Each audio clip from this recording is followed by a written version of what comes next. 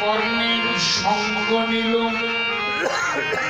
সঙ্গগুণী শুনতে পেলে তোমরাও শুনতে পারবে কৃষ্ণ কথা, কৃষ্ণের বাঁশির সুর। যদি কৃষ্ণ ভক্তের সঙ্গ করো, খুঁজে দেখো তুমি এখানে ওখানে যেখানে সেখানে তারা শুনেছে গোবিন্দের বাঁশি। যদি এমন খুঁজে পাও, অভিমান ত্যাগ করে তার সঙ্গ করো, তুমিও শুনতে পারবে। এই জন্য সঙ্গের প্রয়োজন। সবাই চলে যাচ্ছে, জানিবেন অবসান চলিল চতুরকান, প্রবেশিল কদলী কানন। সময় নাই, তাই কদলী কানন, কদলী বন। রাখালেরা বলল, কানাই রে, আমরা দেখেছি কত বড় বড় অসুরকে বধ করছিস,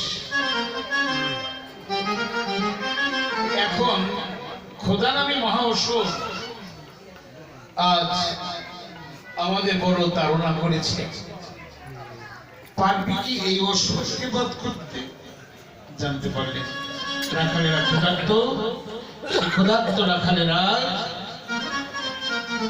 খোদাকে নিবৃত্ত করার জন্য গোবিন্দ একটা কদলী বনে ওদেরকে প্রবেশ করিয়ে দিয়েছে। কদলী পেরে পেরে খাচ্ছে, কদলী পেরে পেরে খাচ্ছে, যেটা অতি মিষ্টি। সেটা কি করলো? সেটা কি করলো? ভুল হইব।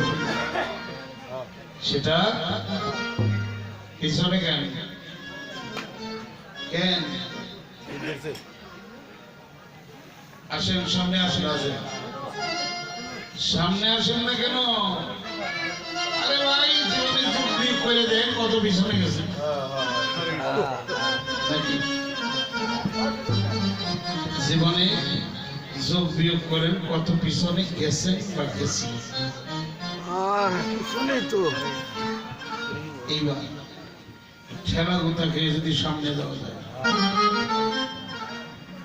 হরে কৃষ্ণ, ঠেলাটা দিব কেনা?